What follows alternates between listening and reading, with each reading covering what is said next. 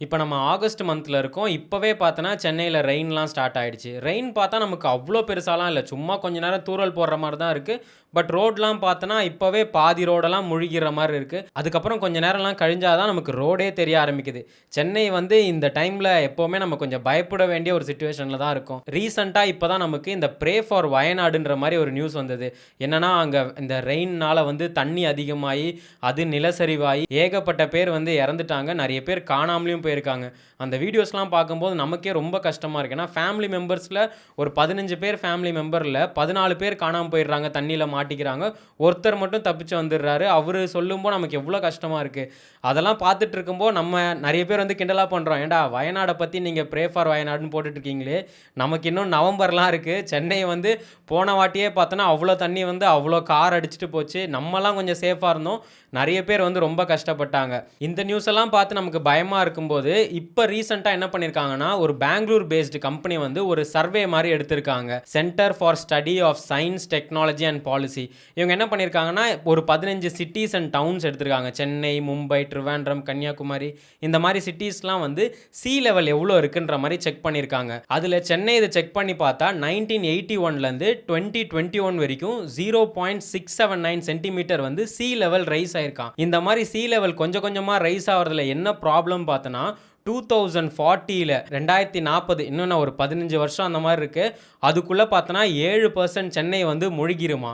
இத கேட்கும்போது ஐய்யய்யோ! என்னடா பயமா இருக்கேன்னு. அவங்க வந்து நார்மலா ஒரு ஸ்டாட்ஸ் மாரி தான் ரிலீஸ் பண்ணியிருக்காங்க. எப்படின்னா, இப்ப இருக்க அவங்க பெர்சன்டேஜ் படி பார்த்தோன்னா, 2040ல பார்த்தோன்னா, அந்த சீ லெவல் 7.29% இன்க்ரீஸ் ஆகுமா. அதே 2060 பார்த்தோன்னா 9.65% இன்க்ரீஸ் ஆகுமா. அதே 2080 பார்த்தோன்னா 15.11% வந்து இன்க்ரீஸ் ஆகுமா. 2100ல பார்த்தோன்னா 16.9% இன்க்ரீஸ் ஆகுமா. ஸோ இந்த மாரி நமக்கு பெர்சன்டேஜ்லாம் பார்க்கும்போது எதுவும் பெருசா பயம் தெரியல. ஏன்னா நமக்கு அந்த பெர்சன்டேஜ பத்தி அவ்வளவா புரிதல் இருக்காதனால, சரி பெர்சன்டேஜ் ஏதோ சொல்றாங்க, நமக்கு எந்த பிரச்சனையும் இல்லல்ல, அது வரைக்கும் நமக்கு இது சேஃப் தான் அப்படின்னு நினைக்கும்போது தான் பார்த்தா, அவங்க ஒரு இடமும் சொல்லியிருக்காங்க. இந்த இடம்லாம் பார்த்தோன்னா 2040ல முழுகறதுக்கு வாய்ப்பே இருக்கு அப்படின்னு. ஸோ அந்த லிஸ்ட்ல பார்த்தோன்னா, ஃபர்ஸ்ட் அடையார் ஈகோ பார்க் வந்து முழுகிரும்ன்றாங்க. 2வது பார்த்தோன்னா, இந்த பொருள் காட்சிலாம் போடுவாங்க. இந்த ஐஸ்லேண்ட் கிரவுண்டுன்னு சொல்லுவாங்க. அது பார்த்தா முழுகிடுமா. அதுக்கப்புறம் நமக்கு இந்த வேளச்சேரி வாசிக்கலாம் என்ன பயமா இருக்குன்னா, இந்த பள்ளிக்கரண மார்ஷ்லேண்டுன்னு இருக்கும். இந்த பள்ளிக்கரண வெட்லேண்டுன்ட்டு அதுவும் முழுகிருமா. ஸோ இதெல்லாம் பார்த்தோன்னா 2040ல முழுகிறதுக்கு வாய்ப்பு இருக்குன்றிருக்காங்க. இது கேட்கும்போது ஐய்யயோ! என்னடா சொல்றீங்க? பள்ளிக்கரணைலாம் பார்த்தா வேளச்சேரி பக்கத்துல தான் இருக்கு. அதுவும் மழை வந்தா வேளச்சேரிலாம் கண்டிப்பா உள்ள போற இடம் தான். நம்ம கூட நெறைய வாட்டி போய் பார்த்துருக்கோம். ஆளுங்க வெளிய வர்றதுக்கே அவ்ளோ கஷ்டப்படுவாங்க. ஸோ இப்போ இவங்க வந்து இந்த மாரி ரீசன்ட்லாம் சொல்லியிருக்காங்க. இது வந்து கன்டின்யூ ஆச்சுன்னா கண்டிப்பா சென்னையில 7% வந்து முழுகிடுமா. மும்பைல பார்த்தோன்னா 10% முழுகிடுமா. இதுல வந்து என்ன சொல்றாங்கன்னா, இது வந்து டயர் படி பிரிக்கிறாங்க. இதுல டாப் 1 டயர்ல பார்த்தோன்னா சென்னையும் மும்பை தான் இருக்காம். நம்மளோட சீ லெவல் வந்து இன்க்ரீஸ் ஆயிட்டே இருந்தா கண்டிப்பா இந்த 2 டயர்ல இருக்க சிட்டீஸ் வந்து ரொம்ப பெரிய பாதிப்பு உண்டாக்கும். இந்த சீ லெவல்லாம் ஃபர்ஸ்ட் எப்படி இன்க்ரீஸ் ஆகும்னு பார்த்தோன்னா, நார்மல் ரெயின்ல இன்க்ரீஸ் ஆகுமானா அது ரொம்ப கம்மி. ஃபர்ஸ்ட் கண்டிஷன் எதனாலனா இந்த டெம்பரேச்சர். இப்போ பார்த்தோன்னா வெயில் வந்து செம்மையா சுடுது. அதனால நடக்கக்கூடிய இந்த கிளைமேட்டிக் சேஞ்சஸ்னால மாறும். 2வது பார்த்தோன்னா இந்த மெல்டிங் கிளேஷியர்ஸ்னு சொல்லுவாங்க. நம்ம இதை வந்து சின்ன வயசுலேருந்தே சயின்ஸில் படிச்சிருப்போம். இந்த வெயிலோட தாக்கம் அதிகமாக இருக்கனால இந்த பனி பிரதேசம்லாம் உருக ஆரம்பிச்சதுன்னு. ஸோ இந்த பனி தண்ணிலாம் வந்து உருக ஆரம்பிக்கிறனால தான் இந்த சீ லெவல் வந்து இன்க்ரீஸ் ஆகுது. ஸோ ஒன்ஸ் இது இன்க்ரீஸ் ஆகும்போது தான் அதோட அலை சீற்றம்லாம் நமக்கு ரொம்ப அதிகமாகும்.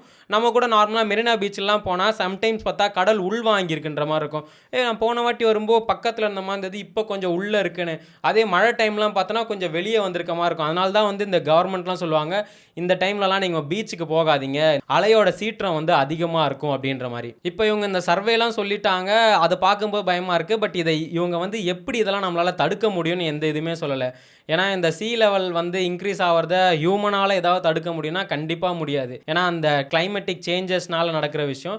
நம்மளால் என்ன பண்ண முடியும்னா, இன்னியும் கொஞ்சம் நேச்சருக்கு நம்ம எந்த பாதிப்பும் உண்டாக்காமல் இருந்தால் தான் இதெல்லாம் காப்பாற்ற முடியும். இதெல்லாம் பற்றி பார்க்கும்போது தான் இந்த தண்ணின்றது ஒரு சாதாரண விஷயமே இல்லை. ஏன்னா நானே ஃபீல் பண்ணியிருக்கேன். நாங்கள் வந்து சின்ன வயசில் வந்து இந்த ஓட்டு வீட்டில் இருந்திருக்கோம்.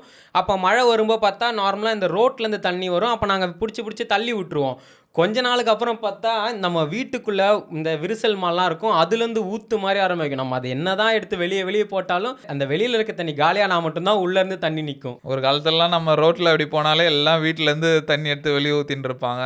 அப்புறம் மோட்டரை வச்சு வெளியே விட்டுருப்பாங்க. சரி அப்போ கொஞ்சம் இதுவாக இருந்தது. அப்புறம் போக போக பார்த்தா ஊற்றெடுத்து தண்ணி வர ஆரம்பிச்சிச்சு. இப்போல்லாம் வேளச்சேரிலாம் மழை வந்தாலே ஒன்று கட்டில் மேலே அப்படி ஓரமாக உட்காந்துருக்க வேண்டியதுதான், வேற எதுவும் பண்ண முடியாது. நம்மளே நார்மலைஸ் ஆகிட்டோம். நம்மளே வீட்டில் ஃபஸ்ட்டு தண்ணி இருக்கும்போது இப்படின்னுவோம். அதுக்கப்புறம் பார்த்தா வீட்டுக்குள்ளே பாத்ரூம் போகிறதுக்கு ஒரு கல், கிச்சன் போகிறதுக்கு ஒரு கல், பெட்ரூம் போகிறதுக்கு கல்லுன்னு போட்டு நம்மளே அதில் பழக ஆரம்பிச்சிட்டோம். அவங்க சொன்ன சர்வே படி பார்த்தோன்னா மெயினாக இந்த கோஸ்டல் ஏரியாஸ் தான் அட்டாக் ஆகும்.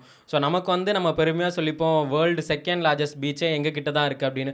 அதனால தான் வந்து சென்னையை சுற்றி இருக்க இடத்துலலாம் கூட இந்த ப்ராப்ளம் வருது. பட் இதை வந்து கவர்மெண்ட் தடுக்கணும்னு சொன்னால் அதுவும் முடியாது, மக்கள் நம்மளும் சொன்னால் முடியாது. ஏன்னா நம்மளே ஒரு மேப் பார்த்துருக்கோம், இந்த வேளச்சேரியோட லேக் எவ்வளோ பெரிய லேக்காக இருந்ததுன்னு. அதை அப்படியே நம்ம ஆக்கிரமிச்சு வந்து இப்போ அந்த லேக்கே மேப்லலாம் பார்த்தா இன்னும் ஏதோ ஒரு சின்ன ஒரு லைன் போயிட்டுருக்க மாதிரி இருக்கும். அதுதான் இது வந்து நம்ம இந்த அர்பன் சிட்டியாக மாறினால தான் இப்போ இங்கே இவ்வளோ பெரிய பிரச்சனையே நடந்துகிட்ருக்கு. இது இங்கே மட்டும் இல்லை, எல்லா அர்பன் சிட்டிலையுமே இதுதான். இங்கே நான் இந்த கோமாளி படத்தில் ஒரு சூப்பர் சீன் இருக்கும், மச்சான் நம்ம சின்ன வயசில் விளையாடி இருந்த அந்த குளம்லாம் எங்கடான்னு, அது மேலே தான் இந்த வீடு இருக்குது, இந்த வீட்டு மேலே தான் நம்ம நிற்கிறோன்னு. இந்த அர்பன் சிட்டி டெவலப்மெண்ட்டுக்காக இதெல்லாம் நம்ம அழிக்க ஆரம்பித்தோம். அதோட தாக்கம் தான் இப்போ நமக்கு வந்து பயங்கரமாக காட்டுது. சென்னை வாசியாக நம்ம எதுக்கு பயப்படுறோமோ இல்லை 2040க்கு பயப்படுறோமோ இல்லையோ, இப்போ வர நவம்பர் மாதத்தை பார்த்து கண்டிப்பாக பயந்து தான் ஆகணும். ஏன்னா இப்போ மழை வர்றதுலாம் வந்து ரொம்ப ஈஸியாக ஆகிடுச்சு. அது இல்லாமல் தண்ணிலாம் பார்த்தோன்னா ரோட்டில் அப்படியே தான் நின்றுது. நம்ம கவர்மெண்ட் கூட வந்து நாங்கள் போன வாட்டி வந்து நாங்கள் இவ்வளோ செலவு பண்ணி ஒரு நிமிஷம் கூட தண்ணி நிற்காதுன்ற மாதிரி நல்லா சொன்னாங்க. பட் தண்ணி வந்து நிறைய ஏரியாவில் நின்றுட்டே தான் இருந்தது. இனியாச்சும் கவர்மெண்ட் இன்னும் நமக்கு ஒரு 2-3 மாதம் இருக்குது, கவர்மெண்ட் எதாவது இனிஷியேட்டிவ் எடுத்து முன்னாடியே ஒரு ப்ரிகாஷன் பண்ணால் நம்ம சென்னை வாசிங்க தப்பிச்சிட்டோம்.